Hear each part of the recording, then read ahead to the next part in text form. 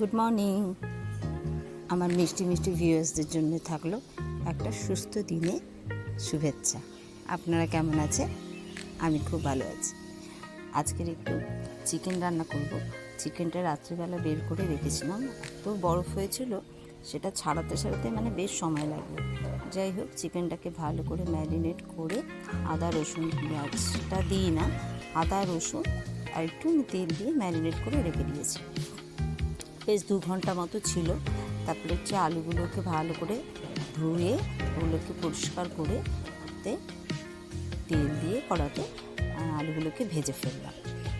মোটামুটি ভাজা হয়ে গেল। এবার কড়াতে সামান্য পেঁয়াজ, তেজপাতা আর একটু গরম মশলা গোটা দিয়েছি। আর আমি একটুখানি কাঁচা লঙ্কাটাই বেশি করে ইউজ করি।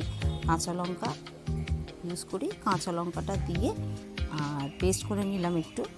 আর একটু কালারের জন্য আমি সেখানে কাশ্মীরি মির্চ দিয়ে দিই, একটু কালার হয়ে যায়।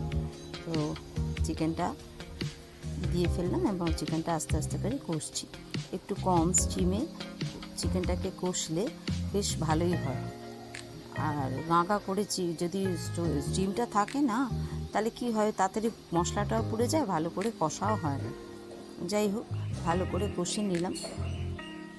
আর ওদিকে একটুখানি জল আমি সামান্য গরম করতে দিচ্ছি। একটু ওয়ার্ম ওয়াটার দিলে কি হয়, চিকেনটা ফুল কুকড হয়। আর ঠান্ডা জল দিয়ে দিলে কি হয়, কুকিংটা বন্ধ হয়ে যায় না। তো একটুখানি প্রেশারে দিয়ে আমার চিকেনটা ডান। আর একটু খেতে বসে গেলাম। আজকে একটু মেয়ের স্কুল আছে, পরীক্ষা আছে বলে আজকের আমাকে একাই খেতে হচ্ছে, নাহলে সবার সঙ্গে বসে খাই, মেয়ের জন্য ওয়েট করি। বাট ওর আসতে দেরি হবে আজকে, তো আমি একাই বসে গেলাম। আর একটু চিকেন হলে, একটু লেবু হলে খুব ভালো লাগে, গন্ধরাজ লেবু না হলে একদমই ভালো লাগে না। তো এই খেতে বসে গেলাম। চিকেনটা একটু ঝাল হয়েছিল, আর এই গাছের লঙ্কা খেয়ে যেন আরও ঝাল লেগে গেছে। গোটা লঙ্কাটা তো খেতেই পারলাম না। যাক, ভালো খেলাম। আজকের এইটুকুনি। আবার আপনাদের সঙ্গে আরেকটা নতুন ব্লগ নিয়ে